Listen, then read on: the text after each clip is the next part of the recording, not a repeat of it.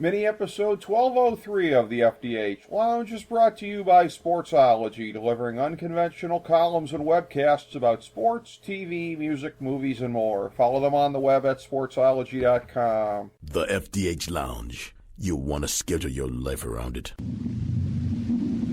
A long time ago, on a gloomy, wet Cleveland spring night, two men stand alone amidst the late-night drizzle.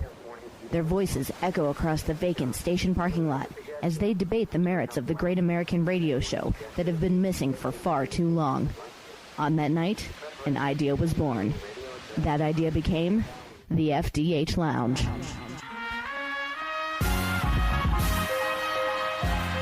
Welcome to the FDH Lounge. Hello and welcome to FDH Lounge Mini Episode 1203. I'm FDH Managing Partner Rick Morris here with our preview of Better Call Saul Episode 5.5.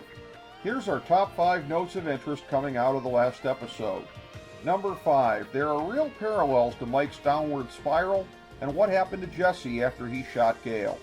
The self-recriminations of taking innocent blood actually ended up being a bond that neither knew that they shared, nor did we, the audience.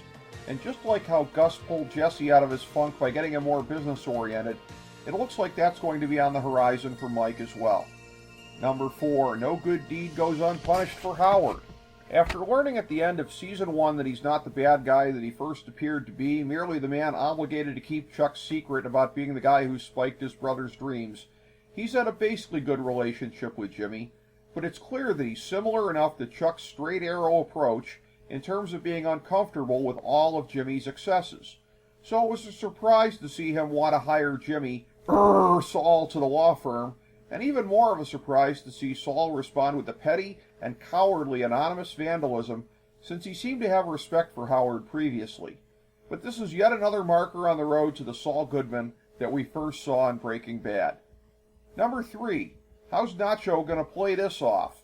We didn't see the cartel double agent in the last episode, but his fingerprints were all over the plot to save Gus's operation from the DEA. It worked, but now the work of evading a suspicious Lalo will get tricky. Number 2. This might be as close as we've ever come to seeing Gus sweat. Everything could have blown up on him. One of the few downsides to this prequel is knowing how events will turn out based on what we saw on the parent show, so we did know basically that everything would turn out okay for him, but it's very possible that what we saw of him under extreme pressure will be a precursor of developments to come. Number 1.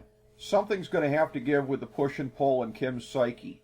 Her soft spot for the underdog looks like it's going to be her undoing with Mesa Verde, now that she's arranged for Saul to represent the homeowner that they displaced.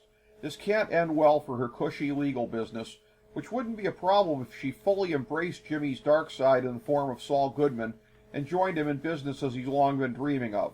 But we know that Kim's incapable of doing more than a slight feint and jab in the direction of this dark side, and it's something that she can't commit to.